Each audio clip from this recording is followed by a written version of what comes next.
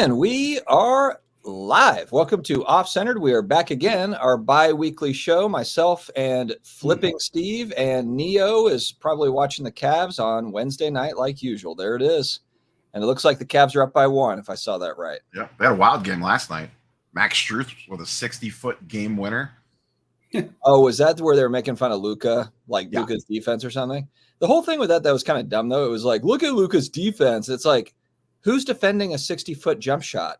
I'm sorry, but like, what was he supposed to do? I think it was more the 5 threes he hit in 60 seconds prior to the game winner that they were getting him on. Oh, is that what it was? Oh, okay. Yeah. Got it. I think he legitimately made 4 or 5 3-pointers in under 60 seconds. Wow. Unreal. Well, how are we doing, guys? How's life? I'm good. I'm not so good. I'll tell my story. So about an hour ago, I got a call from my oldest son. He is playing varsity baseball senior year, and he took a pitch directly to the mouth. So we had to go pick him up. I picked him up, tried to do the urgent care thing. Apparently, he has a laceration in his mouth that's too much for urgent care to handle. So my wife has got him at the ER now. So prayers up for baby boy that he can get fixed up. I talked to his coach, and he's like, well, if he doesn't have a headache, he should be good to go for tomorrow. So I don't know. We'll see how that pans out.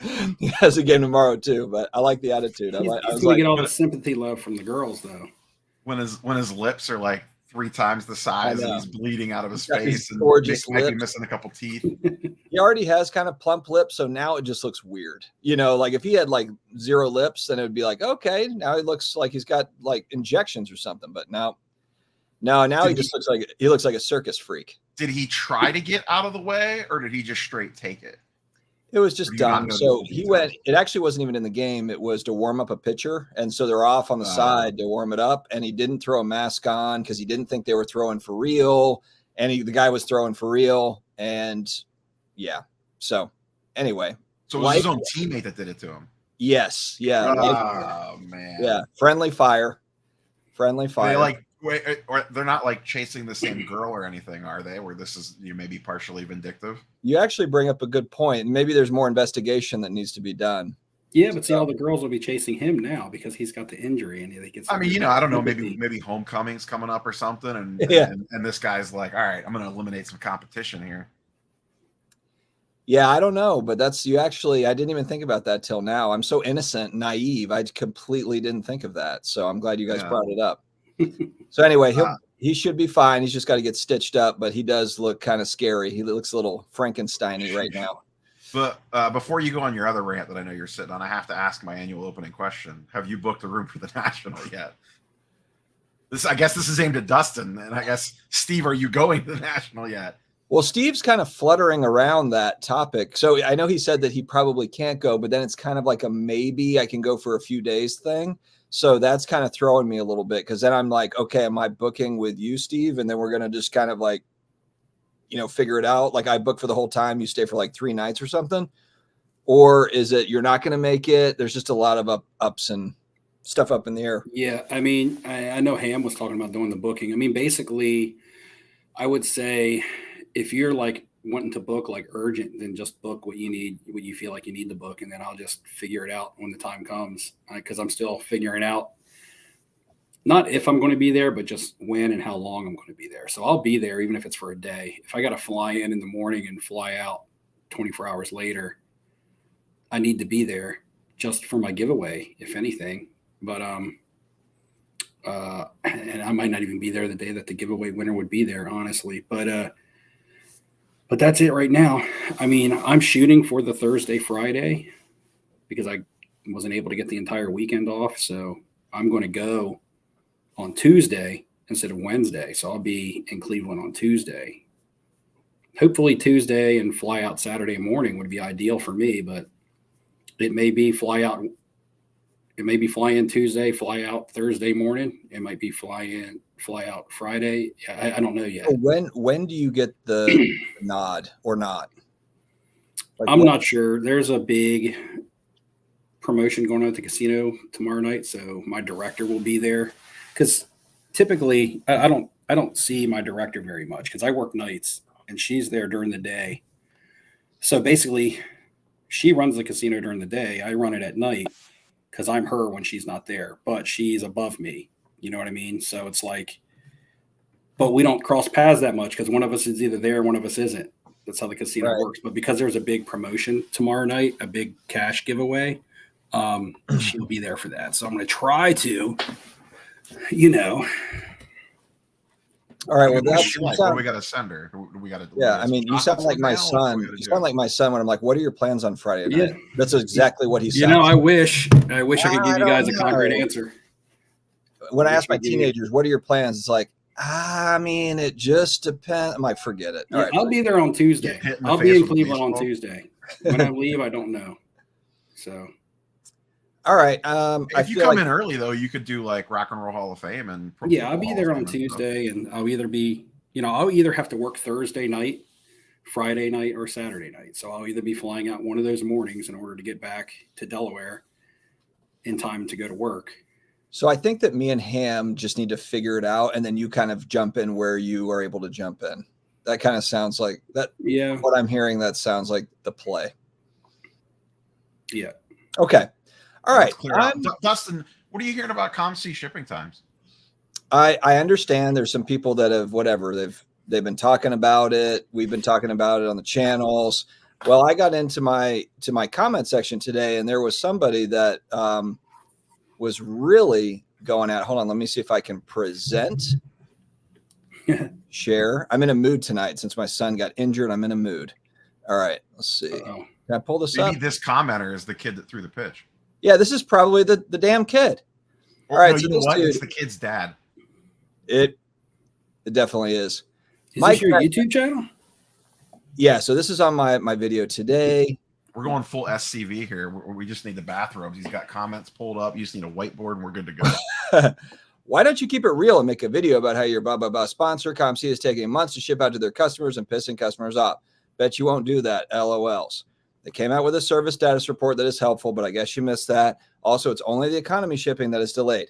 All you have to do is pay a little extra for the next service level up, and it's speedy. It's not that hard. Of course, I've seen that, and that's not helping anyone. I'm kind of saying like how I think that he would say it. So I just went to my page and clicked request shipment. I was then given the option for $8.99. All right, blah, blah, blah, blah, blah. So and this is his response to that. So I see you deleted my post when I pointed out what ComC was doing to their customers. And I said, nobody deleted your post, dude. We're all right here. Nobody deleted your post. Literally no one. All right, so let's go back out. Share again. And we'll go over to my ComC page. All right, yeah. If you want it delivered the regular way, the economy, it's May 3rd. That's my birthday. That's a ways away. You're going to have to wait a little bit. Or you can pay $3.50 extra and get it in 10 days. So, I mean, I don't know. I don't know which one I would choose. That's a tough one. That's a half a Starbucks, Dustin. Hey, man. That's $3.50. That's crazy. Who would margins? pay that? I mean, That's extra chicken on a burrito at Chipotle. Well, yeah, man. You got to wait. It's just like, yeah. So that's a crumble cookie. Mm-hmm. I don't mind. It's like, would you rather have a crumble cookie or wait 6 months for your cards? I don't mind if you have a complaint, but bring something that makes sense. Like bring something that actually makes some damn sense, and not just like I read something on a I read another comment section or I saw a post and I'm reacting to it. I mean, come on, man. Hey, I got a troll comment today and I never get them, and I got one. It was you're a real content creator now. I almost didn't know how to react. Sorry, Steve. That was me. I was just taking out my anger on you. You know, I always do the 302 thing, right? Yeah. And today I was like, no, you guys tell me where you're from. And somebody commented with your mom's house. Oh, whoa. Oh, wow. I said, man. Well, that feels like it's worse than what I just shared. Jeez. That's okay. Well, everyone's just up on their feelings today. I told my mom that my videos are not intended for children. I mean, you have morons dealing with at the casino that are yelling about. Oh yeah, stuff, it's funny. Yeah, it's funny. All right, so a guy didn't want to pay $3.50 to get his stuff in 10 days instead of 3 months, but that's where we're at with it. Maybe you should catch a flight tomorrow and go out there and help them process some cards, Dustin. Oh man, I tell you what. All right, I think on that note we go to the chat. Get all your comments in now, and maybe Dustin will get to them before the end. Don't count on it. Spurs Cards 21. You're already screwed. I appreciate Vintage Card Collector because he actually logged in under one of us and then also under myself. So I don't know if you did that twice or if you came back and came back in. Either way, I appreciate it. And that is what is known as the infamous double dip.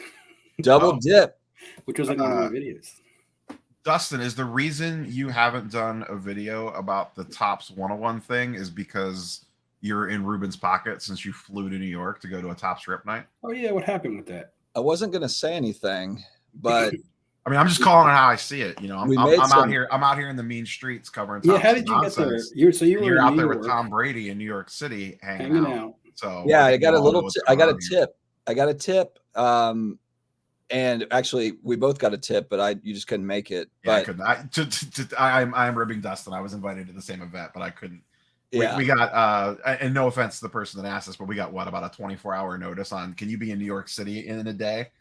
Yeah, and if it was, I mean, maybe Drew Brees, and I would have done the same thing. But there's not too many people I would have gone out, you know, in a day's notice. But Brady's one where it's like, you just never know. Like, yeah, he might be that guy in 20 years that's sitting there at the show like Pete Rose and signing autographs, but I really highly doubt it. I'm not even a Brady guy, and I attempted to turn my life upside down to get there. Right. Yeah, and it was cool. It was in a brewery. It was in a small. I mean, there was literally like a couple hundred people, and there was a small venue. It wasn't like you're at a giant card show and you're waiting in line, and he's behind like a curtain, you know, like somewhere.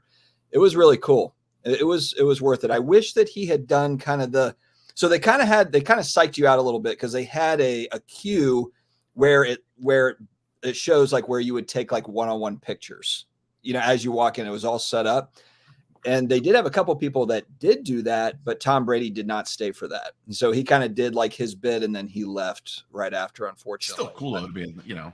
Oh yeah, no, it was totally worth it, but that would have been the ultimate, just kind of get like that. I know it sounds nerdy, but you know, I've met the only other like celebrity on that level or athlete I've met is Tiger Woods, face to face like that. And it was randomly at a gym, but it's kind of like those opportunities you just don't get.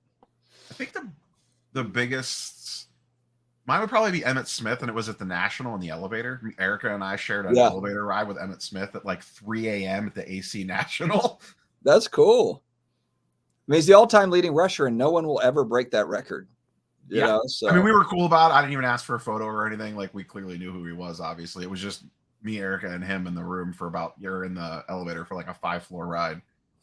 And I forget what I said to him, just something about like, how's the weekend going for you? And he's like, I'm just exhausted, man. Yeah, I bet. What's up, Ham? Speaking of, I need to figure out accommodations with you. Toe Up Comics and Cards. What's up? Michael Stone. Good evening. What's up, Michael Stone? I just saw Michael on Sunday. Oh, cool. Prayers up. Appreciate that, Kev. Mike Petty. Hot darn, that's rough for the kid day to day. Yeah. No cognitive issues, though. They tested him out. He's not concussed or anything like that. So fortunately, it's just a giant cut in his mouth. So hopefully they just figure it out.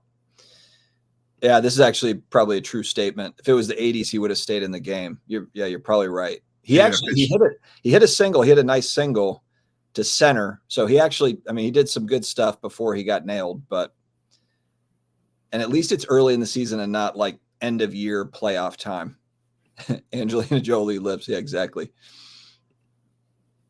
What's up, Ray? Yeah, you're right. It's prom. It's like that scary movie Prom Night where there's someone going around and killing everybody and no one knows who it is. And it's probably this dude that hit my son with a baseball. It's one of them old VHS tapes when you're going through the old video stores. I don't know how many people in the comments remember those.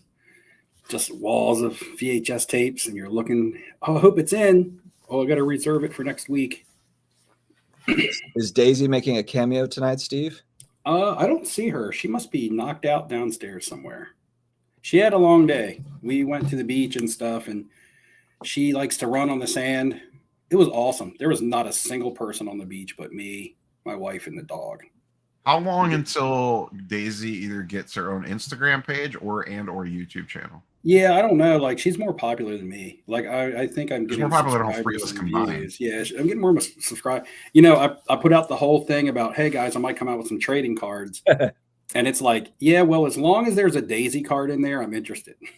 Yeah, the Daisy Color Blast. Yeah, like nobody cares about my stuff anymore. I like the card idea though. The idea that you had about making cards and doing that sort of thing. I think that'd be fun if we can do something. Have you heard anything more on that? Is there I'm any just trying to updates? figure out how I can get them printed to make them look Yeah. good. I mean, it's easy to print them on regular stock or something, but I want them, if they're going to be like nice insert ones, I want them to have the foil and be shiny and, things like that. So, Yeah. Thank you, Ziggy. Appreciate that.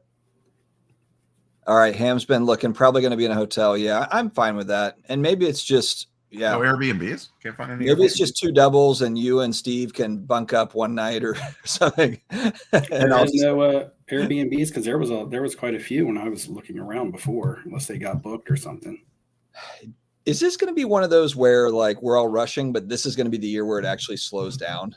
Because like last year was nuts. But is Cleveland, just based on the logistics of it, going to be not like it was last year, whereas like Chicago is just so easy to do? I think the show's still going to be super busy, but I think the vibes are going to feel weird because not everyone's like right next to each other. Yeah. Like Chicago, it feels like you're going 24/7, 365 or 24/7 for the whole time you're there, because you basically can't go anywhere without being like either seeing people from the show. Like it's almost impossible to escape it in Chicago, and in Cleveland, everyone's going to be super spread out. Yeah, I don't know. I mean, for myself, I do a lot of dealing usually at the National, so I don't want it being so spread out to kind of jeopardize that. I need those successful trade nights. I buy very little at the show. I mean, I have 4 cards maybe, usually always all PC stuff, and I make my money at the trade nights. So, and I have a lot of inventory this year. I have a lot of I have the Ship Shawana show this week that I'm traveling to. I have a lot of baseball stuff I'm taking with me. I'm hoping to move. Yeah, I want to get a nice big graded order to go in, maybe 50 cards. So I'm still buying raw cards heavily, and then I'm going to get that graded order submitted, and then I'll see what happens after that. Once I get that graded order out, I might slow down on my buying, or I might just send what I have now and continue to buy and split it up into like 2 orders, but I really don't know yet. There's still I had an order. I sent in an order in the end of January, like for that last minute $15 special. I got a second order in. I shipped it to them on February. It got to them on like February 2nd or 3rd, and the grades popped today, even with almost a full. It took almost 2 full weeks for that order to get checked in because they got smashed when they extended that special for an extra day, and the grades still popped in under a month. I didn't look at them. Are you guys team look or team no look? Do you look at your grades the second they pop, or do you wait for the package to come in the mail? I used to wait, and now I don't. I just can't. I don't know why. I used to wait, and now I just have it. Like I can't wait. I don't know. I typically like I'm refreshing that thing every 5 seconds, waiting to see the grades. But my comment section is like, you have to do a blind reveal. So I'm trying not to look at this one, and it's killing me. And there's not even like any crazy cards in this order. Like the most expensive card is probably a couple $100. So, but it's still just like, it's just sitting right here. I could just hit the button and look at my grades. Because my stuff is, intended to be sold, I'm buying stuff and grading it and hoping that my grades are good. That's going to make a big difference in what I can continue to do. So to me, knowing my grades as soon as possible is pretty important. Sometimes I can even like try to start moving the cards before they arrive to me in the mail. Sometimes that can be key if something is really happening too, like the NFL draft. Yeah, this is almost all baseball cards in this submission. So I got like a month-long runway to move this stuff. So I'm pretty good. I'm full blown SC. I always get worried about selling it before I have tracking. I'm full blown right now. I have probably 35 autos for Drake May, Bo Nix, and JJ McCarthy. I don't have any Caleb Williams because he's just pricey, but I've got everybody else. I got Michael Penix. I've got everybody else. Mm-hmm. The thing I'm trying to figure out, Steve, too, and this is kind of like I've heard people talking about. I just think it's kind of a fun experiment. I've never done this before with the Bowman U stuff, but literally, like a lot of these autos for these guys that are going to go in the first round, they're as low as $30, $40, $50. some of the more expensive ones, maybe like 150 for the lower numbered type stuff, but these are not like mega pricey cards. I started about a month ago buying them, but I've noticed they have ticked up. They have ticked up now, but it's just kind of fun because I'm all excited about the draft anyway. And then, but Steve, it kind of goes back to when you sold Jordan Love in March. I've heard a lot of people saying like, I'm going to sell my quarterbacks, basically like these quarterbacks, like the week of the draft, or I'm going to have the auction end like the night of the draft. But then I'm wondering, like, is that too late? Like, is the real time, like maybe like 10 days out, before everyone puts their supply out there? Right. And then maybe hold some for the national and all that. I have enough to play around with it. Like with me, typically my plan is to be out of my cards by the national, no later. Oh, but if opportunity presents itself earlier, then I move earlier. Like I talked about, I think it might have been 2 videos ago. I talked about, having my end game in place before I even purchase. And I didn't think I would have a chance to start selling my Kyler Murray stuff until the draft, till they call either Marvin Harrison or Malik Neighbors his name, right? But I believe a lot of people are also speculating on the fact that that's going to happen, so they're trying to buy now. So I've been able to sell some Kyler Murray stuff, and now with the combine starting up, you have tampering going on, and all the rumors around Justin Fields being traded. I have all my Justin Fields stuff listed on Veriswap, and today I got 3 notifications in a row. Someone's interested in your inventory, so I went and checked it out, and it was 3 different Justin Fields cards. So I was like, okay, what happened? And I went to the news, and it said something along the lines of Justin Fields looked like he was signaling that he was going to Atlanta or something like that. So just based on something that may not even be true, based on what could be false news, still generate some sort of social media hype. And it generated a lot of interest in a lot of my field stuff today. So looking at, being able to move that stuff, that was my hopes, that he would get traded or they would draft a receiver. But if they decide to keep him, they're going to trade out of that number 1 spot. So worst case scenario for me is for them to now not trade Justin Fields. Because I had the safety net of them drafting like Marvin Harrison Jr. if they stayed at number 1. But I don't think that they're going to stay at number 1 if they decide to not go with Caleb Williams. I think they're going to trade back. So it'll still be 3 quarterbacks going. So Marvin Harrison will still probably hit Arizona. There's just no way. Well, so the reason why I think your Kyler stuff is moving, because it's either going to be Marvin Harrison or it's going to be Neighbors or whatever. It's going to be that LSU receiver. I don't remember his last name. It's going to be one of those 2 guys probably, because they're not going to draft a quarterback. So it's going to be one of those 2. I mean, I guess I could take a tackle or something, but there's no way that they don't move off of Fields just based on the fact that he's going into his 4th year. They're going to reset, and even if Caleb Williams doesn't end up being that guy, they get a fairly cheap quarterback. I would say 90%. I would say 90% that they move off of him. I mean, the Vegas odds and the casino odds are taking gamble on which team is actually going to trade for him. But those numbers are moving around constantly. I know originally Pittsburgh was the number 1 in the opening odds on that, and now it's Atlanta, I'm going to guess. Yeah, Atlanta's going to draft a QB. Sean Payton's going to draft a QB. And I think Atlanta's going to trade for one. Atlanta's going to have to trade for a QB. Sean Payton might move up too. I could definitely see him doing that because I think they're sitting at like 15 or 16. Sean Payton could move up, but there's rumors of a bridge quarterback in Denver and not necessarily getting a quarterback this year. Sam Darnold has been that bridge that they've talked about. Well, Baker Mayfield has Minnesota. Ham's going to be mad at me, but Baker Mayfield hasn't signed. If Mike Evans moves on in free agency, Baker Mayfield might move on. Well, they tagged Antoine Winfield Jr., so their tag is gone, which means Mike Evans is going to get to test free agency. A team that's looking to draft a young quarterback or develop a young quarterback that they already have is probably going to make a play for Mike Evans just to get a veteran receiver in there, even if he's not as good as he used to be. He can be really helpful to a young quarterback. So I think Evans will move to one of those probably teams that are drafting in the top 5 to 8. Wouldn't surprise me if New England signed him and then drafted a quarterback. That's just a thought, though. I could be way off. I just sometimes try to think out loud. And So yeah, and I think that Baker will stay in Tampa, though. I think that they'll be able to give him enough. I don't think they're hurt by the cap too badly, especially if Evans goes. So they don't have many other options, I don't think, either.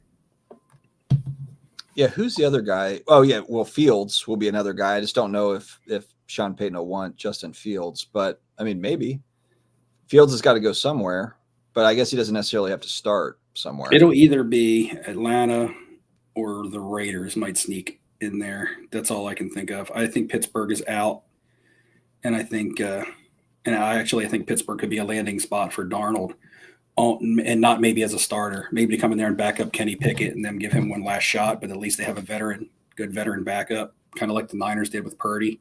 They kept going with Purdy, but they had an insurance policy, and now they know that Purdy is their guy for sure after going to the Super Bowl this year, which means Darnold will either go somewhere else and be an insurance policy, or he'll be a bridge, which wouldn't surprise me if he went to Minnesota, like I said. So I don't know yet, though.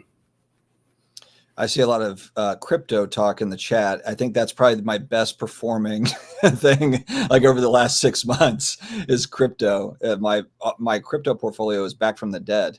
I don't have like a massive one, but I have fairly decent amount, and it's just like on a rocket ship. So I don't know, but you know how crypto goes. It'll be on a rocket ship, and then everybody will sell off, and it'll cut in half overnight. You never know.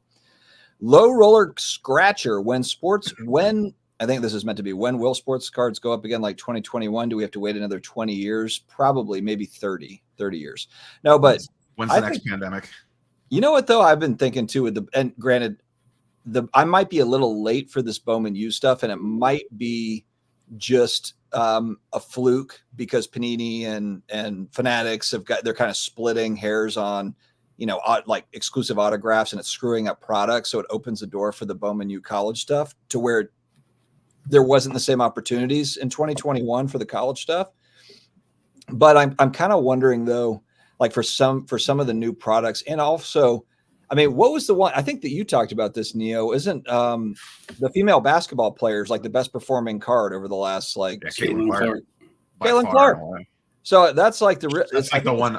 Every time I go to a show, it's like the one name I keep hearing over and over again. Like people walk around, like, you have Caitlin Clark. I'm looking for Caitlin Clark. Yeah, so I think if you're like a modern collector or whatever, like who should I be buying and all this, like you can do, like Steve kind of picks out a few quarterbacks every year or whatever. Kyler Murray, he's been on early on, and he's doing well with Kyler Murray. Last year was Jordan Love, Jared Goff, but it could be something like that where it's Caitlin Clark, that you just got in early on. There's people that I've been buying these like Drake May cards from. They bought them 6, 7, 8 months ago for probably half of what I'm paying, but I still feel like there's some upside on them. So I think there's quick flip, short-term opportunities. And I think the whole Caitlin Clark thing is just people want something different. And it's probably also been pumped to an extent by people selling that product. If you're selling that product, you got to have something to sell that product on.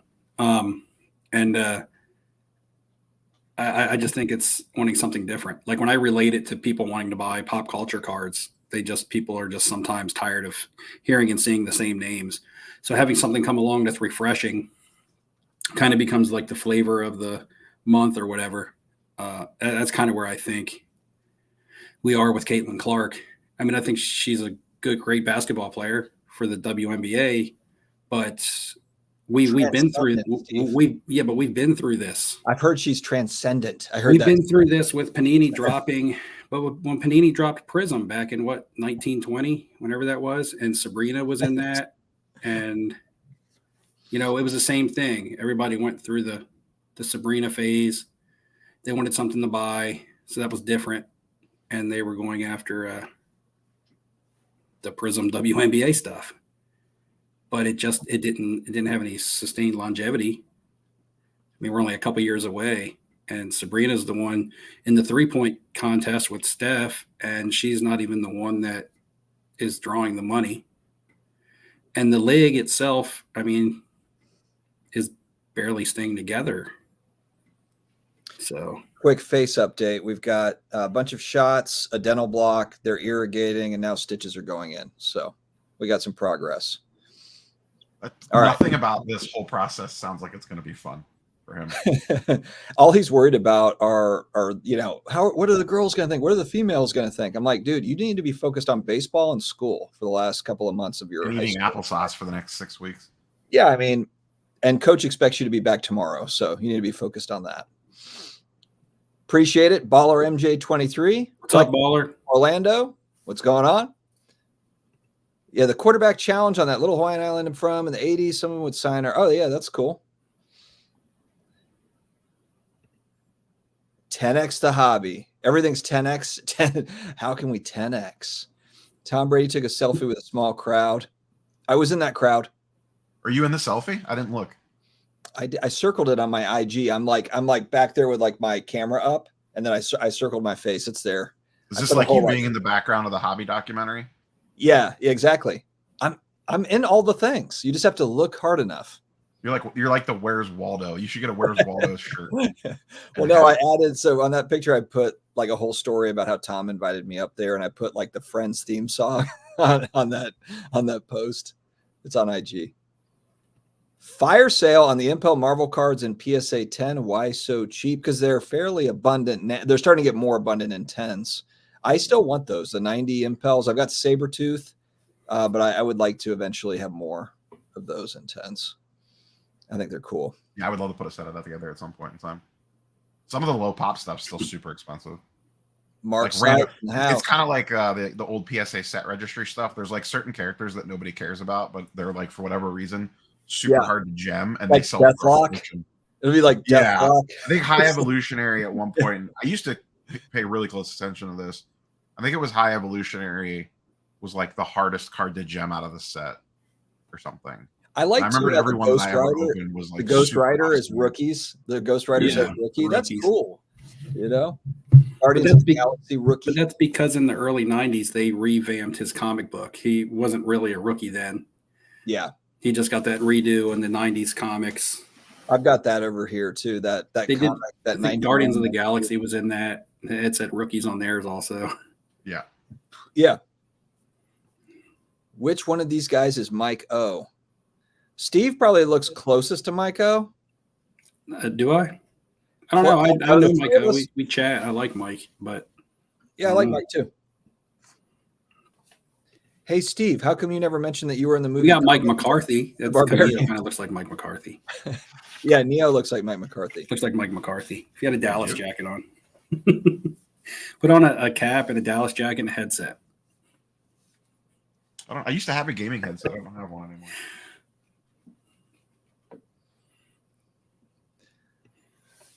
A lot of Bitcoin talk. Bitcoin is, what is it, an all-time high, or it's close to it? It's close to it. I heard that it's going up. I have zero Bitcoin. I have zero any cryptocurrency, so I really don't know anything about it. But people at work talk about it. I basically just got it a few years back so that I could just so that my kids aren't like in 20 years, if a Bitcoin is $1 million, they're not like, Dad, you had that opportunity and you're a moron and didn't buy any. So that's really the reason. Why didn't you buy more? That's why I've got some of it. But Steve, what's the you usually like to take temperature? Like, what's the casino vibes? People gambling their hearts out, or is it times tough? It's good. It's like real good. There we go. But is that good news? Well, I'm kind of bucking my trend a little bit though, because typically that's when I sell. Oh, okay. Yeah, that's what I was wondering. Yeah. Typically that's the best time to sell because it tells me that people have disposable income. So that's when I want to be selling. And then when people are tight with their money is when I want to be buying. But I've been buying a lot this week. But I'm finding deals, so I got to buy the deals when they present themselves, regardless of some kind of sort of timeline or some sort of trend. Do you guys make all your deals at trade nights or at the show? This was 20 minutes ago, so I think this was in reference to the National specifically. Oh, are we 20 minutes? It was 16 minutes ago. I do more buying at the show, and I do more selling and trading at the trade nights. Yeah, I'm the same way. It's too hard to try to sell to the dealers at the National. I just don't want to waste that much time.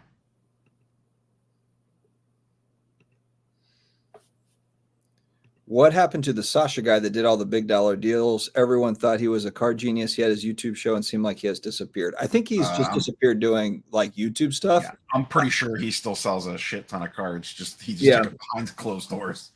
Yeah, I think he's doing. Last I heard, he was doing quite well, but I'm You know not what sure. he slowed Didn't down he have for a, didn't he Steve? have, When didn't he have he a show did that- on Whatnot though? Oh, maybe. Yeah, but that No, was a long while time ago.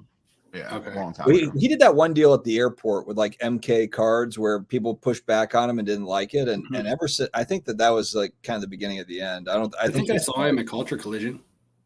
Oh, really? I didn't see I him. thought I did.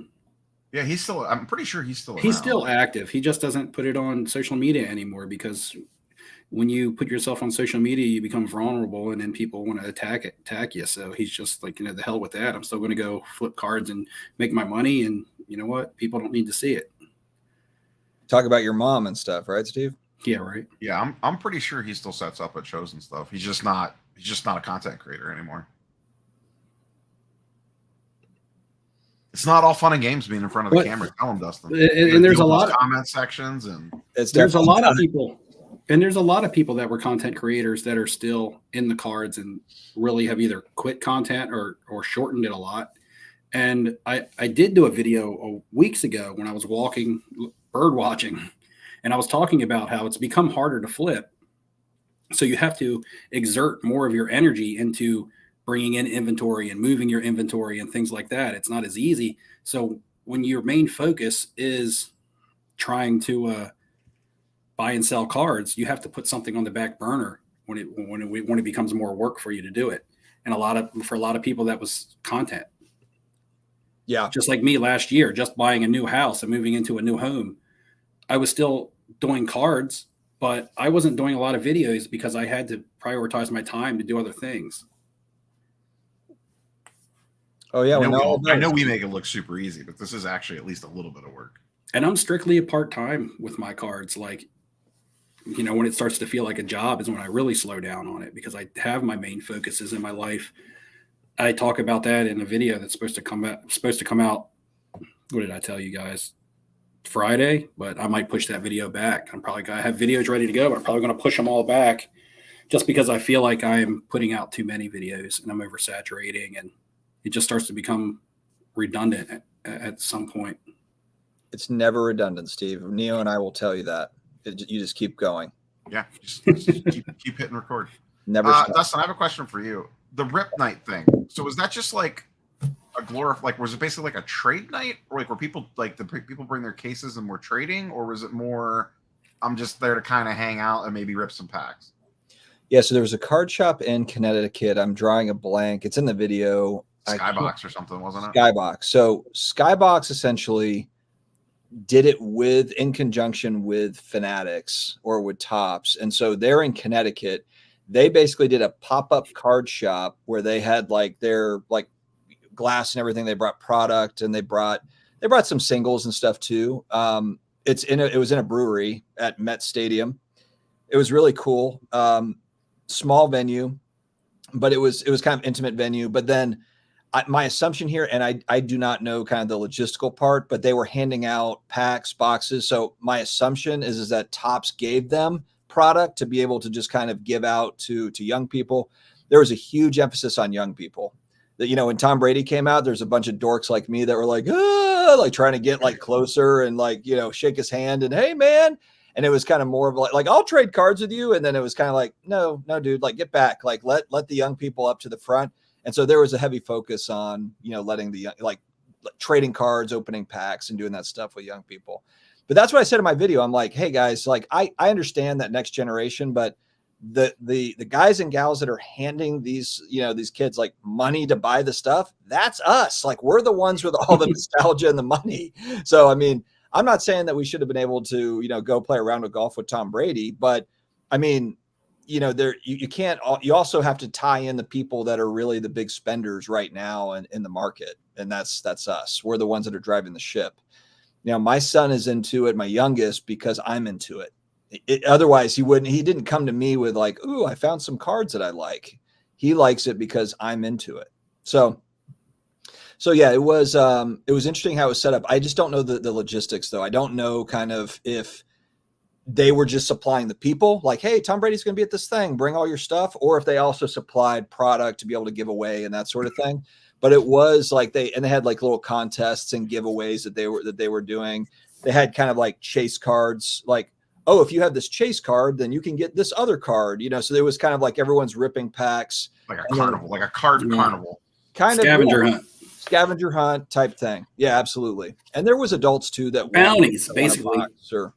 Yeah, I mean, it was definitely cool. I know I didn't go there knowing exactly what it was all about, but I can see, I can see what they were attempting to do. Is it like a 10x the hobby thing? I don't know, but it was a cool setup.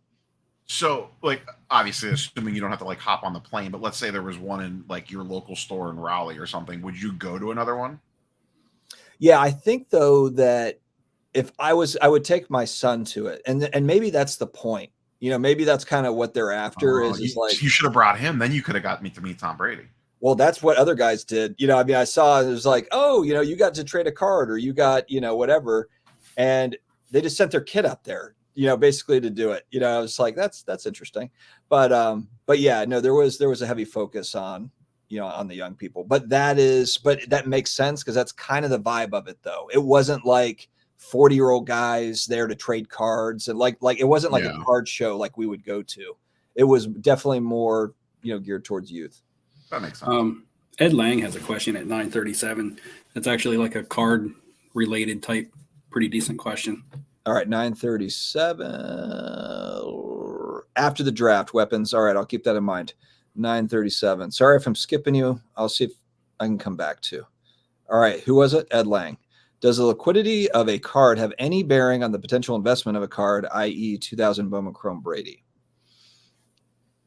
Steve, you want to tackle that? So what he's asking is if a card is easy to sell, does that make it easier to invest into that card? So if you're talking about investment as in ROI, return, it's going to all depend on your time frame, because a Brady rookie card right now is a card that's bought and sold easily, and it's not really rare. And what's going to happen in his market in a short period of time to make that card go up in value? Not really anything.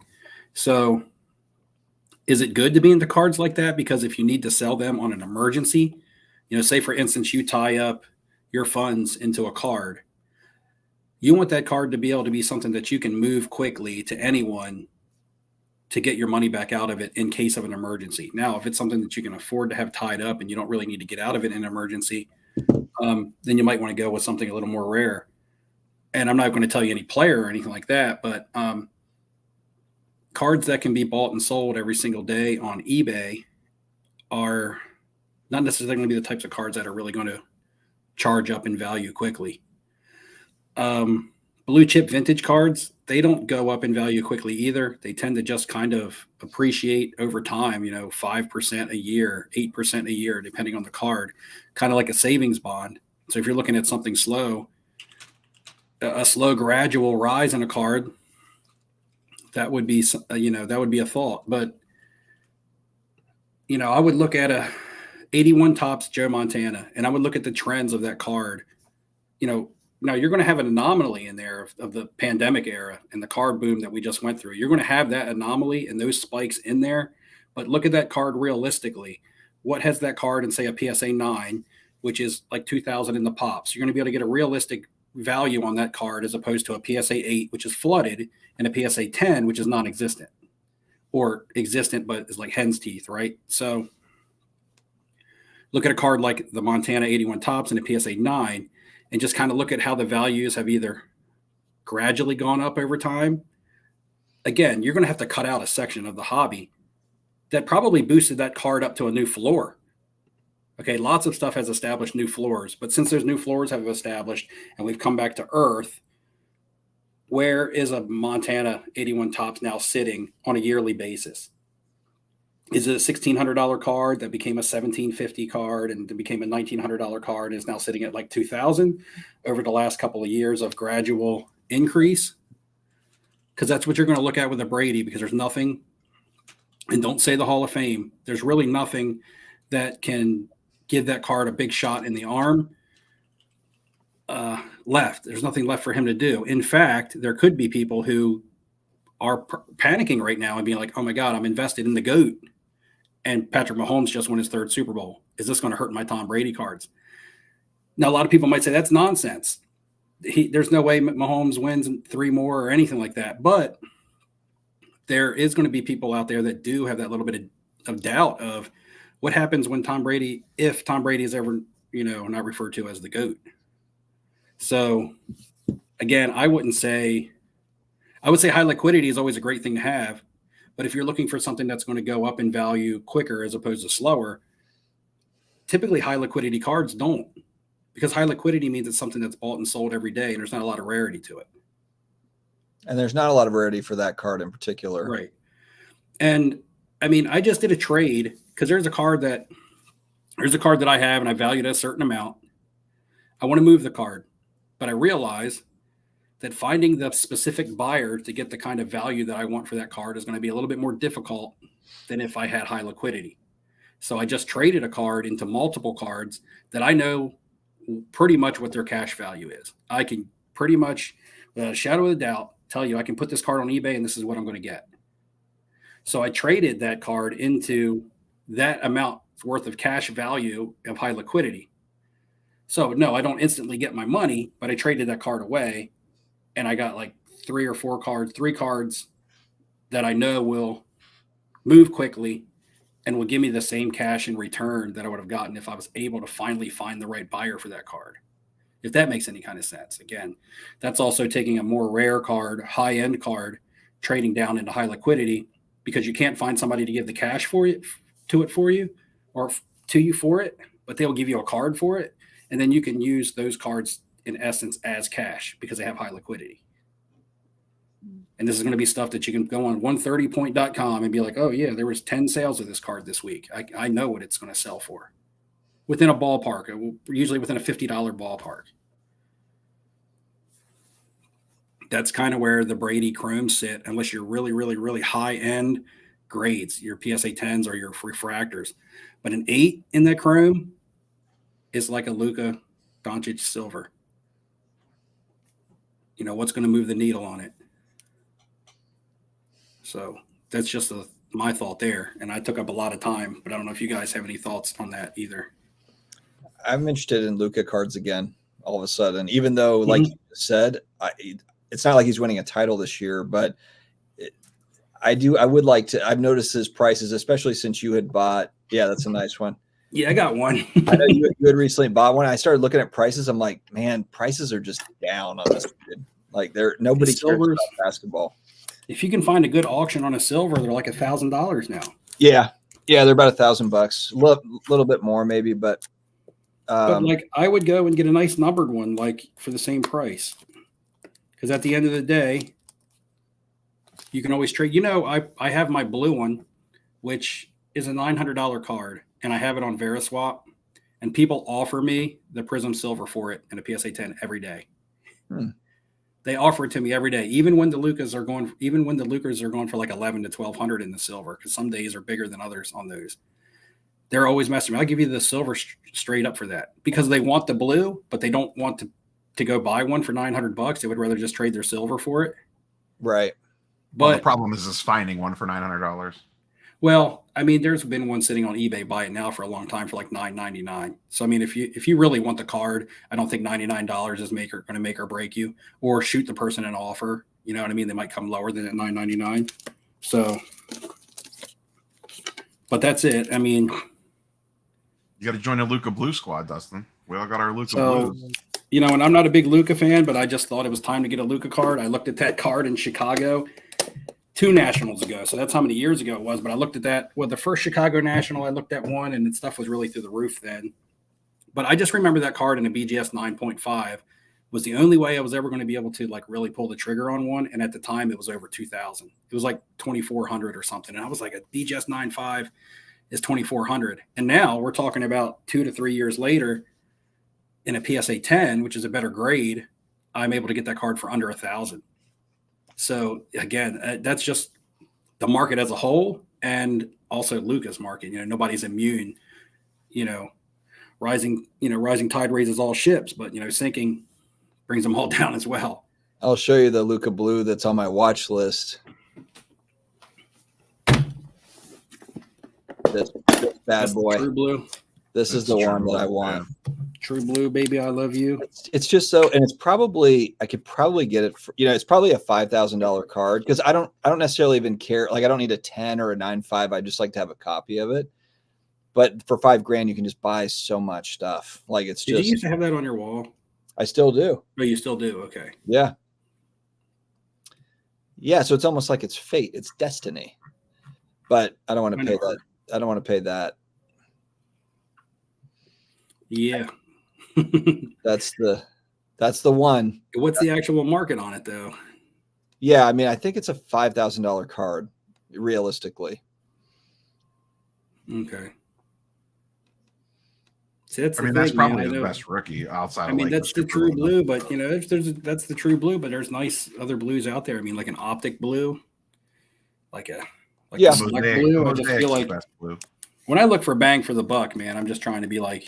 Yeah, I had a blue. Yeah, but no, Steve, but I'm not like you're gonna flip the card. Like, I was thinking more of like, this is the one that I want to have like for a bit, but then also like I know I could sell it. Like I know I could sell the true blue.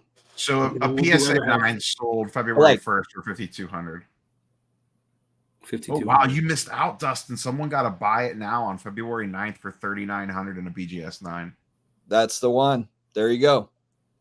That's the price point I'd be interested in. That's the price point.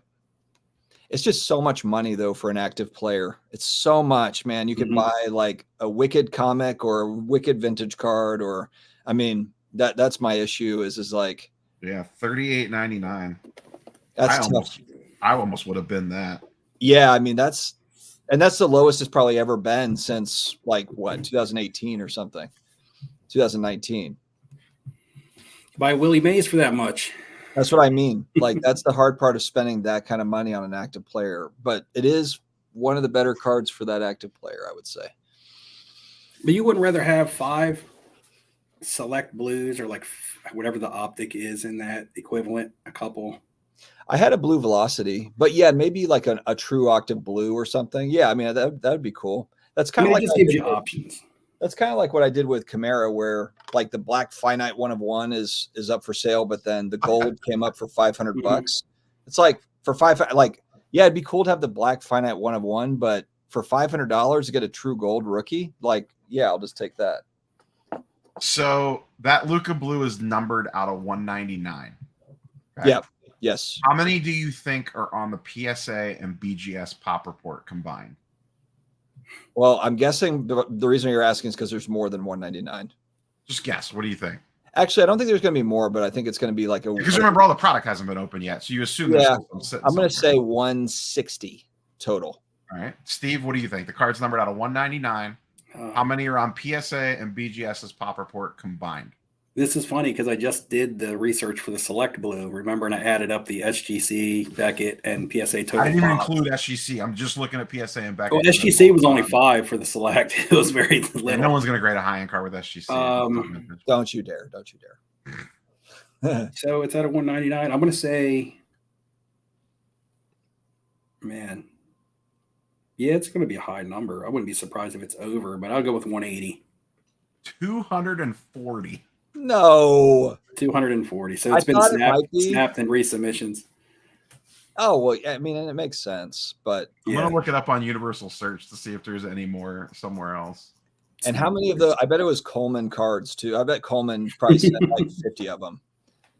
That I can't tell you. Because Coleman's had like these, he's probably had a dozen of them. I'm guessing. No, we got to make sure that we say that this is probably due to snapping and resubmitting before people take the narrative and run with the fact that Panini serial number to 199 and they made more. Yeah, folks, there's not actually more. Yeah, that's just. There might be. I don't know. I know. Pop reports. Here, you want to share my screen, Dustin? Yeah, go ahead.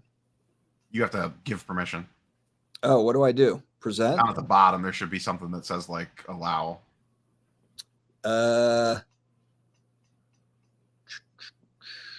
See, that's kind of the thing. Like, unless a card is a PSA 10. Yeah. You know, the PSA 10s that are in the pop report are always going to be legit because people's not going to snap and regrade that, right? Yeah. So you can always say 247. There are 4 SGCs. So you can always say the max PSA 10s of that card that will ever exist would be 199, and that would be the max.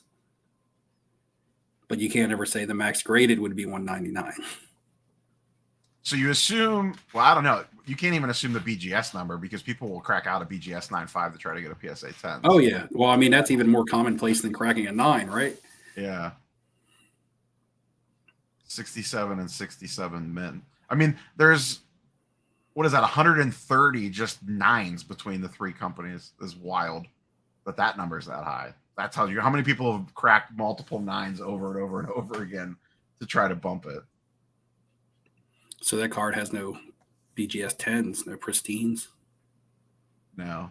Well, no, gem rate numbers include it's gem plus. So that's a 9.5, a 10. There are that includes 9.5s, 10s, and black labels. Oh, for BGS? Yeah. Okay, I was wondering why, because it had a pristine number down here, so I wasn't sure what that was. I mean, over here on the side it says pristine. Oh, I think that's for. Oh, maybe he does. I thought maybe he splits it out on Universal Search. Yeah, he does it on some of his reports, but Universal. A perfect. Search, I guess a perfect. No, I did look. Alt doesn't list that there's. And I'm guessing a no perfect would. And I'm guessing a perfect would be black label, right? Yeah. So we have a pristine 10 and a perfect would be black label. I'm going to guess. Well, pristine would also be CGC. They just don't have any slab. Yeah, I hear you on this, Kev. Like for $5,000, there's just so many options at $4,000 or $5,000. You could get a nice Jordan rookie. You could get, I mean, you can just get all, you can get all sorts of things. And that's part of my problem is I'm into a lot of different things. I'm into graded comic books. I'm in like to all sorts of different things. So that's tough, but it is a great card. It's a great card. You guys almost made me forget about my auctions. Oh, good. Oh, still got an hour left.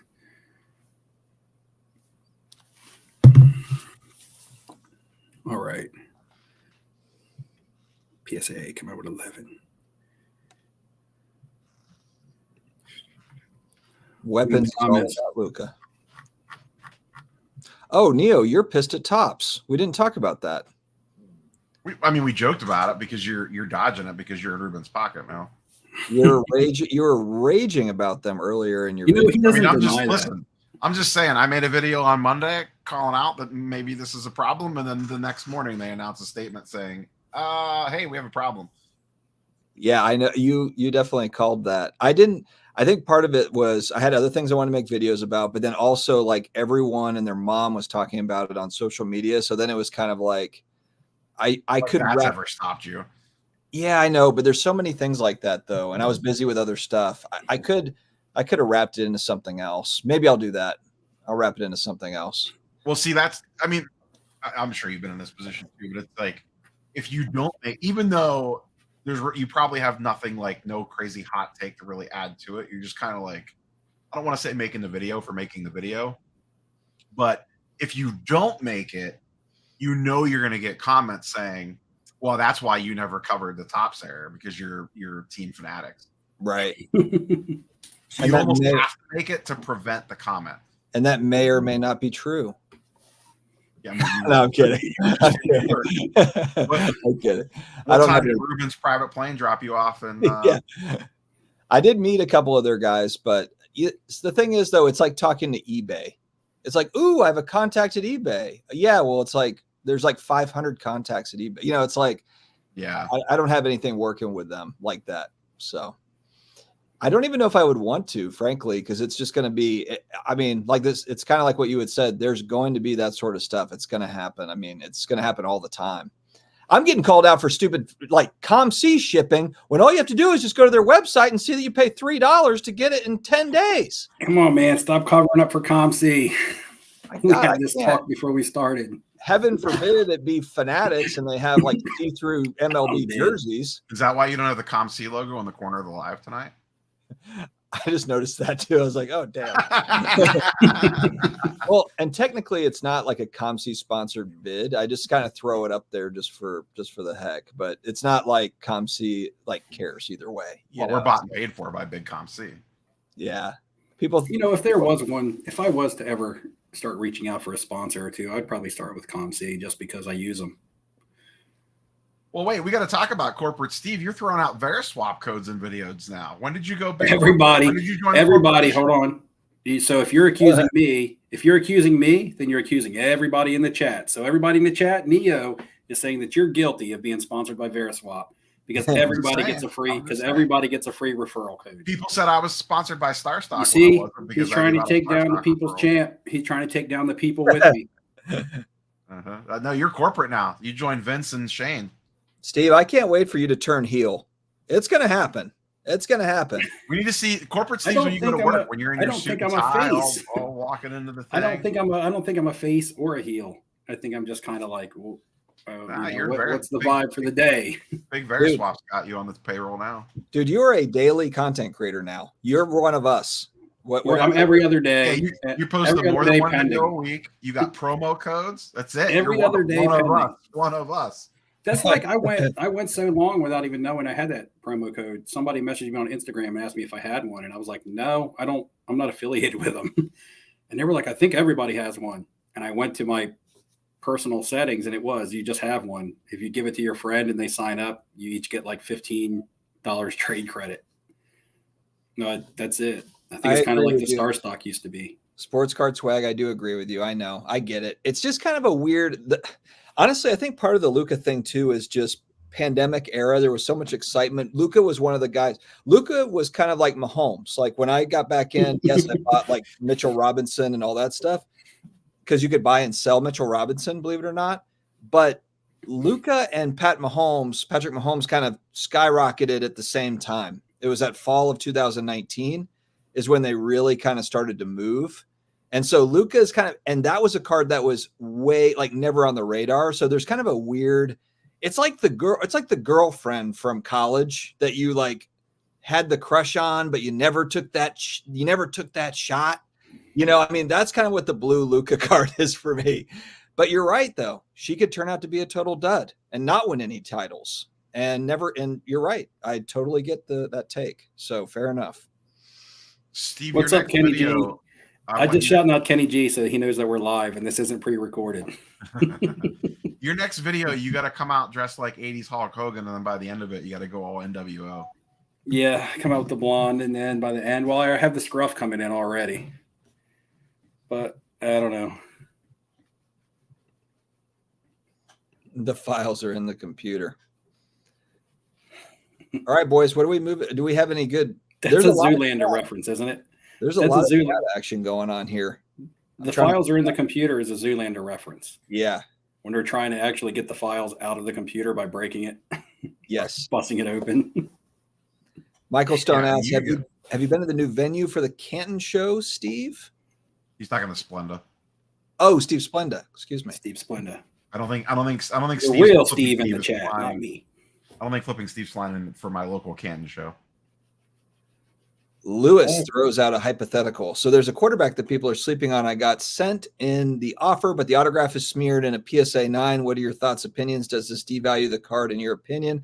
I can say for myself that a smeared auto is kind of like, it's like usually 99% of the time for me, it's a deal breaker because you kind of want that 10 auto grade or you just want a nice looking auto. For an autograph card, the visual of the autograph, if it doesn't look good, for me personally, that's just kind of where it ends. Unless it's just like it would have to be just a mega rare card that that I've been chasing or whatever that I would make an exception. But for me, a smeared auto is probably where I would pass. What do you guys think? Smeared, yeah. If it's just like, sometimes they grade those autos a 9 and it's not like you could barely tell why it got the 9 versus a 10. I'd be okay with something like that, but I don't want it smeared. Well, Steve hates smeared. If you were to get it slabbed by PSA, Gem Mint 10 on the card and no auto grade is going to get you a better premium than a Gem Mint 10 and a 9 auto grade.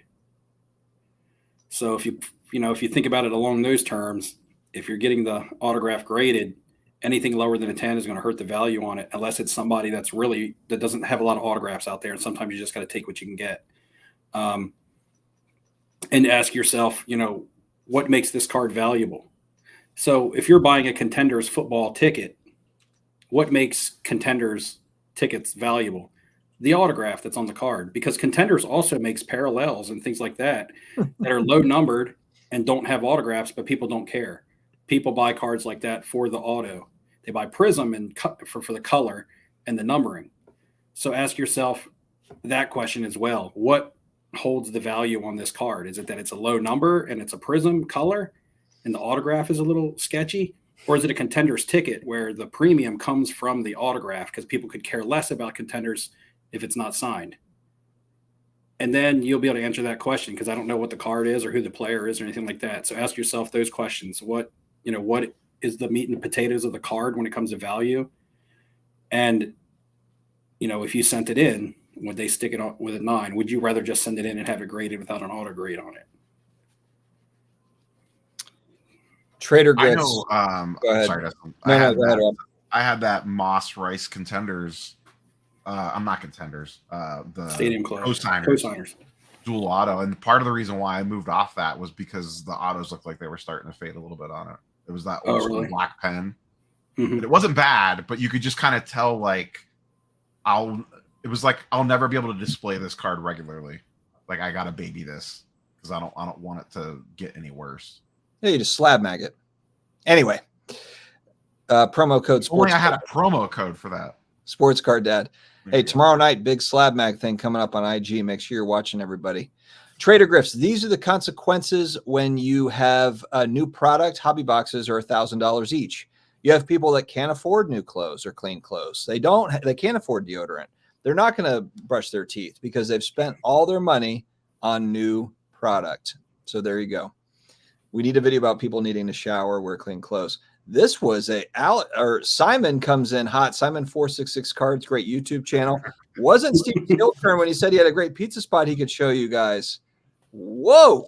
From the road. Here's the situation with that is, and this is okay. That was like that's multiple. You've tried to talk. That's multiple nationals ago now. Okay, that's multiple nationals ago. I've come back and I've turned heel again since then. But everything I said was true. Like I said, it was right down the boardwalk. It was right down the boardwalk. We didn't have to leave the boardwalk to get to the pizza. You didn't tell us it was in a different area code. Yeah, speaking we didn't of area codes, that long. No, don't change this. No.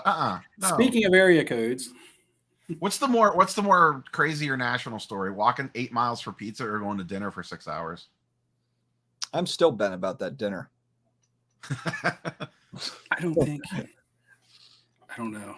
Next year when we're in Chicago, you can come with us. Yeah, it just took. Well, Steve was like, I'll come back and whatever. I can't remember what we were going to do, but anyway, he was like, yeah, we'll come back. And then it was like 3 hours later. I'm like, did you guys fall down? Is everybody okay? The portions were huge. It took us a while to get through it. Yeah. Michael Ham was still waiting for his macaroni and cheese. Oh, Lord. Yeah. That put us an hour behind. Neo missed that one. The macaroni and cheese debacle with Michael Ham. The funny part with Ham was we were kind of like, it's a small little side mac and cheese. And Ham was like, I want that mac and cheese. And we're like, really? We're about to get the bill. We're about to get the bill and go. And he's like, I'm not leaving without my macaroni and cheese. I want the mac and cheese. I'm getting thrown under the bus right now. It's like, what? We were like, we had the bill, man. Our plates was all cleaned up. And Ham's like, excuse me, I never got my mac and cheese. We were joking with the server too. She was having a rough night. We're joking with her. And then Ham's like, but no, for real, give me my mac and cheese. She's like, I'm sorry, I can take it off the bill, because she was assuming we were about to leave. And he's like, no, I'm not leaving without my macaroni and cheese. So that was awkward, Ham. We're still watching. Oh my goodness. I'm not going to send him any of my good. I got some good food spots around the IX Center for the Cleveland National. I'm not going to let Ham know. I don't want him to ruin it. I think Ham was a couple old fashions in on that one. That's why, he needed it. Yeah, fair enough on that, Mike. It could very well just be a depreciator to where it's kind of weird with basketball. He also could reach a point in his career. What's Luka, 24, 25? I'm not sure. But Jordan didn't win his first titles until he was Luka turned 25 literally today. 25. Okay. Jordan won his first title when he was 27, 28. So, I mean, it's in basketball. LeBron was no spring chicken on his The thing about Luka is he has the international appeal. He'll always have the international market, regardless of what he does, because he's just a successful NBA player. they may not view championships as the only road to success like we kind of do here, because there's not as many NBA players representing them. So like for me, I live in the small state of Delaware. Our colleges never put out any good athletes. Oh, no, sure. Well, we do, but so when Joe we Flacco. finally, but I'm saying that's I'm getting to that. When we history. finally put somebody out, it's like they're a superhero, even though in the NFL they're decent. Like Rich Gannon, like Joe Flacco. I mean, even John Taylor, who was on the 49ers, went to the local college, like the D2 school here. And he was a superstar around here, but in the NFL, he was just, another receiver. I think that when you have that type of mentality, when you're a smaller European country or something, and you have somebody on a grand stage representing you, you always have that market. I mean, look at Yao Ming's market is still huge. Manu Ginobili's market is still huge. People still love to buy his stuff like that. So it's kind of like there'll always be like a niche market, if you will, for him regardless. Ham, we know you love mac and cheese. You made that very clear when we were in Atlanta. And then here he goes with the story. The guy brought the mac and cheese with. Yeah, that was what was really weird. Oh no, it was mac and cheese, but then he took it back. He put it on the table, and then it was like, oh, it's the wrong one. Okay, and then took it back as if you can't, it's just gonna go in the trash. We could have just eaten that one. But yeah, they brought the big mac, like the dinner mac. It was like a big plate of mac with like lobster and all kinds of meat and stuff in it. And they put that down in front of Michael Ham. He was like, I just got a side of macaroni and cheese. Yeah, instead of just eating it. It's got a side. And then the guy was like, oh, I'll take this back to the kitchen. And he was like, gone. And I was like, oh no, it's gone. She just took that. But Michael Ham got his mac and cheese. It's all good. I think that's the night that he might have face planted on the bed. And I was like, Michael Ham. I was like, he gone. Just went to sleep. Like 45-degree, face down, arms sprawled, legs hanging off the end of the bed. Michael Ham. Or ham bone. That was a good culture collision. That was a good one. That was good. Did not disappoint. Yeah. He was like, I'm going to take a shower before I go to bed. And then just, passed out. 30 minutes later, I got done editing a video. I was like, Ham, you get in that shower? Ham. And then you had to resuscitate him? Gone. No, I left that for you the next morning when you had to come up and use the phone charger at 6:30 a.m. every morning. Note to self, bring a phone charger to Atlanta. 6:30 a.m. I'm like, this is casino hours. I'm just now going to bed. You're like, who sleeps till 6:30 a.m.? I'm like, I'm usually just going to bed at 6:30 a.m. I wake up at like 5:36. As soon as I would doze off, we'd start getting notifications. Guys, phone charger. Well, so my plug-in didn't work in my room, so that's really what the problem was. But what can you do? I know, man. I was in Das Boot for that trip. I don't know how you got on the plane without your boot. I didn't bring it to the airport. No, I know how you didn't. I know what happened, but why did you think that you shouldn't bring the boot with you? Because I felt good when I left the house. You should have just brought it. When I got up and got in the car, I felt good. But then I guess it tightened up when I was in the car driving all the way to Baltimore. And then when I got out of the car, it felt fine until my wife pulled away. And then I was like, wait a minute. We're so entertaining for weapons that he's leaving to go watch Schindler's List. Oh, so that shows you how one of the more depressing movies ever made. What is the building in the background of your avatar there, Weapons? Is that looks like some old European architecture, like a castle or something? Steve asking the hard-hitting questions over here. I'm just curious. I like really cool old architecture and stuff. Yeah, thanks, Ham. I still have that box. Yeah, it's good. It's good. I'll bring it back to you. So besides your Bowman U stuff, and Neo, I know you talked about a card that you were looking in charging up on ComC, right? But you don't want to tell anybody yet. I'm still in that card. Oh my God. I don't want to say what the card is yet. Okay, you don't have to. Literally the most frustrating negotiations I've ever had. Well, can you say if is it a sports or a non-sports? It's a sports card. Oh, okay. Yeah. Is it a PC card or something you want to buy and sell? It could be both.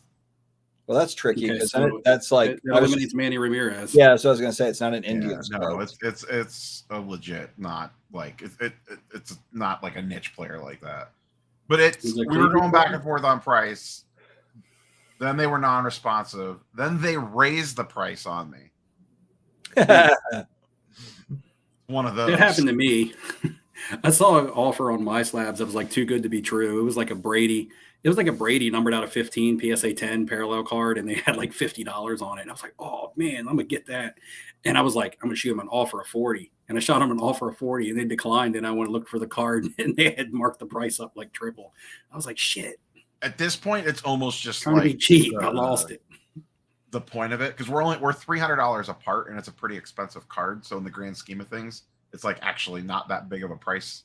Like we're not that far apart, but it's just the point. Like I just don't want to go to this person's number because of the way this back and forth has gone. Yeah, it's constant. Now So you there's just not even an investment. you want to win. You want to feel like you won the negotiation. Yeah, and I would just rather walk away from the card over the $300 and actually just succumb. You're gonna lose it over 300, man. It's over Lose that. it over 300. But yeah, Dustin, you're doing the Bowman U stuff. Is there any like and like me, the two quarterbacks that I was on the train and I'm pretty much like off the train now, and it's time for me to move, was the Kyler and the Justin Fields. The two things that I was kind of hoping would happen are kind of like going to happen. So that was like a pretty good prospect play on my part. But now I'm trying to look into cards that are still going to maybe pack a punch in the season. And so there's stuff that I'm picking up that I think is fairly priced. Going to have to get the stuff graded. But is there anything else other than your Bowman U stuff? Yeah. I picked up a couple of like PC stuff fairly recently that were a little bit pricey. And that's been kind of, hold on, I'll show one. I picked up the Arsenio Hall Ghostbusters card. I sent you that where he's got Peace Dog and on it. Like stuff like that. But then like I bought $1,000 comic book. Hold on, that all. Oh, okay. Oh, wait, you bought a comic book and didn't tell us? Can I read it? I thought I did. I thought was it the Spawn Malibu Sun? So it's Spawn, but it's not Malibu Sun. It's one that I owned with a. Hold on a second. Let me pull it up. I guess I got. Okay, here we go. Like forever. I ordered it. I got it 3 weeks ago. Hold on. All right, 1 second. Present.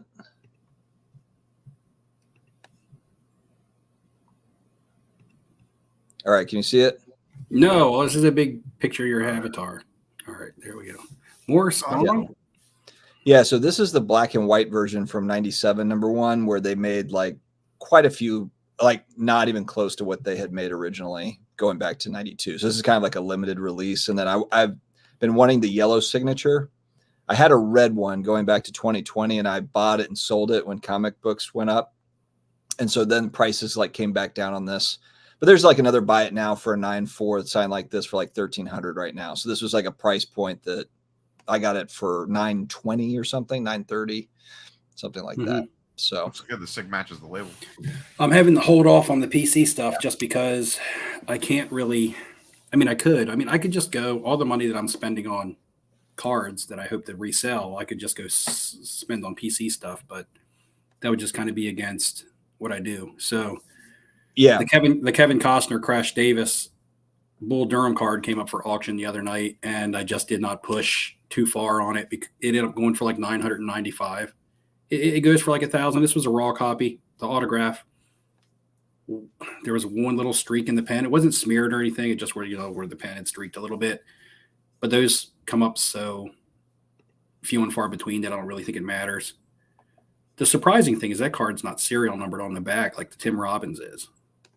So I don't know how many of the Kevin Costners were actually signed. The Tim Robbins regular is numbered out of 295. I just sold that, by the way, Neo, the one that I offered to you. Full bleed. Yeah, it sold on eBay this morning for 200. So buy it now. This was the other big buy that I had fairly recently. I think I shared this with you guys. I got it for $900, but there's one that's sitting on eBay for like $1,500 or $1,600 that's been there forever. And then this one had popped up at $1,200 or best offer. I made a deal at $899 or something like that for it, but it's numbered to 10. and she doesn't have any season 1 autos. So this is kind of like other than the 1 of 1, the gold, which never seen that before. This is kind of the most rare one. So I bought this one, and then I'm looking to move off of like some of my other kind of duplicates of like the orange and the green and stuff like that. But I'm not in a hurry though, because we still have kind of the season 5 lead up for Stranger Things. So I have a couple of them on eBay, but I'm not in a huge hurry. Like I'll just kind of wait to get my price on it. Yeah, unless you need cash, to wait till next year. Yeah, I mean, it might be later in the year when the spec starts to heat up, when there's a trailer for it or whatever. Mhm. But I'm not in a hurry. Like this will be my PC one, and then the other, like I've got like 3 of the oranges. I got a couple of the greens, so I'm like I can move off of some of those to pay for it. But I also just don't want to sell those now to pay for this when the timing's not right. Mm-hmm. So I had spoilers for my Friday video. This was my latest cool pickup. I posted this on IG though. Oh yeah, I saw that on IG. The Wit J Rod dual. See, you're like me. Your cards hit IG first. So if you want to see the cards first, follow Neo Cards and Comics on IG. I'm more in I'm in like sell mode right now because I have a ton of baseball slabs. What you got for sale, man? I might be buying. I don't know, but mostly I ultra. don't know. Good to see. I'm getting more into like the high end of players, but the inserts that are actually rare. I got a Jackson Holiday Sapphire Selections number to 25 and a PSA 10.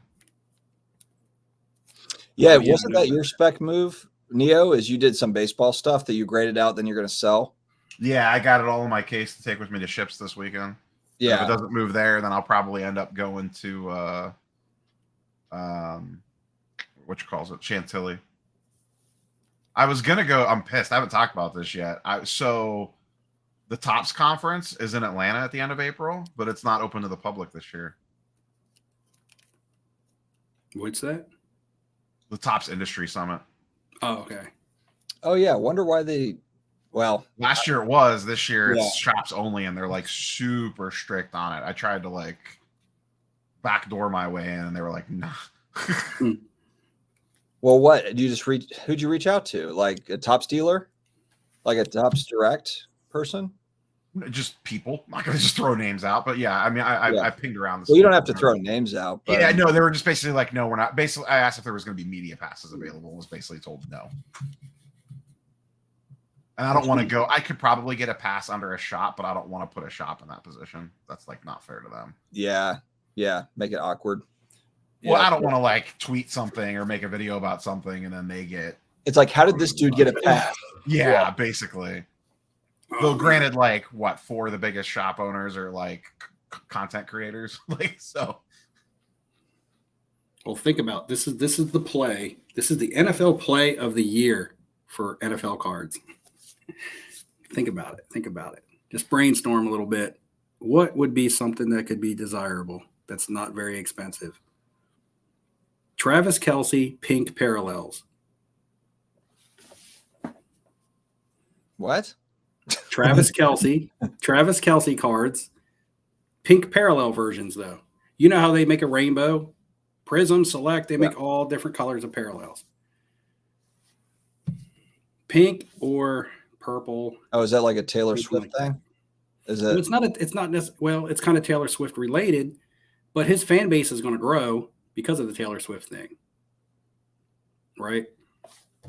How many kids are going to be like, hey, Dad, I want a card of Taylor Swift's boyfriend? I feel like that would have probably already happened. No. It's going to be bigger this year. This year, everybody was waiting for it to fail. If they're still together, Taylor might just drop and them. Yeah, well, they're still waiting. They were waiting for everything to fail this year. So if he doesn't retire, I actually think Kelce is actually some of his more rare cards, like case hit inserts and stuff. Usually when he's inserted into a set, he's not the card that people go after. People go after the top rookies and Mahomes and Brady and Herbert and Burrow on all those case hits. Kelce is usually the guy on the checklist that you don't want to get. If you're in a break or something, you're like, damn, I got the Kelce case hit. You know what I mean? Do you think that Kelsey's going to – you remember just going back a few years, I feel like there was the Gronk craze, like when Brady won in 2020? Or do you think just because of the Taylor Swift connection, like that kind of – Just that. And I think that he's going to have a bigger fan base because of it. And I think that will probably have a bigger a bigger thing after football. I think he'll probably have something bigger than what Gronk has going on. I know Gronk's on like sportscasting or commentating and things like that. But, I'm talking about, like, I think Kelsey will probably be like in movies and things like that. I think that there would be I actually think there's a possibility that his career after football could be bigger than his career in the NFL. And that's saying a lot, because when you break down the stats and you break down the championships and things like that, Kelsey's going to be arguably the best tight end to ever play. Top 3, 5 easily. Yeah. People will rank him in the top. There will always be a debate for anybody, just like some people say Jordan over LeBron, right? So, but I'm just saying, but I think that even once he retires, people tend to sort of become obsolete in the sports world when they retire. I think he's going to touch a bigger demographic, because I think he's going to have bigger things after football. So I think for the price right now, and that's just me being speculative. And, when you speculate, you're wrong most of the time. But for me, trying to find, and it's not going to be able to be really, really high-end expensive stuff, because you also got to remember the demographic of people who are going to want to buy. It's got to be affordable. But, if you can, he might not even be the best tight end in his own franchise's history. Okay, yeah, Tony Gonzalez is probably the best tight end of all time. I mean, you could argue that. I watched Tony Gonzalez play. I thought he was great. But he doesn't have any titles, Super Bowls. Though. Yeah, he just doesn't have titles. He doesn't have any Super Bowls, and he ended and he played for the Falcons, right? He kind of like withered away, and people kind of remember his years when he struggled. And social media wasn't what it is now. We can't downplay the fact that social media and things has on people's popularity and their noticeability. Because to be honest, how many people could tell you who Travis Kelce was until this year, unless they watched football or played fantasy football? Probably not a lot of people. If you went up to the average person in the street and said, who plays tight end for the Chiefs, they probably couldn't tell you. But a lot of those people can tell you now, and it has nothing to do with football. He's just Taylor Swift's boyfriend. That's all he is now. Right. It is true, though. I mean, there's a lot of females that are paying more attention just because of the fact that Taylor Swift's involved. I don't really blame the NFL for trying to play that up. I mean, for them, it's kind of an obvious, like, hey, look, there's not a lot of the females that are involved in NFL are just like their husbands or boyfriends are into it. They get dragged to a game or dragged to watch a game. Mm-hmm. Some of them obviously love football, but I mean, I don't think the NFL would be sad about bringing in more female fans. Yeah. And I mean, again, with or without the Taylor Swift thing, he's still a great player. With the Taylor Swift thing, he just gets more popular. Whether it continues or whether they break up, which they probably will, people are going to know who he is, and that's going to have a whole nother falling out and media storm on top of it, if that was to happen. But I hope the Saints get Brock Bowers with all the quarterback plays and everything. I hope that he falls to the Saints or somebody, or a tackle, one of the tackles in the draft.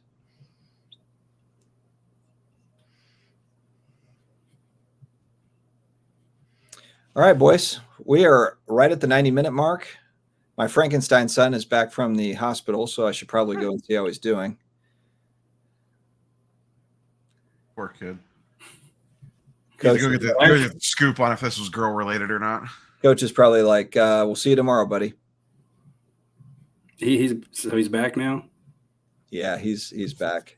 Just give him a bandana and a wig like Cousin Rock has, and tell him to do his best Mick Jagger impression. He'll be all right. He'll be all right. Could have lasted the Cavs game. They're going to double overtime right now. Jeez. They lose. They're losing.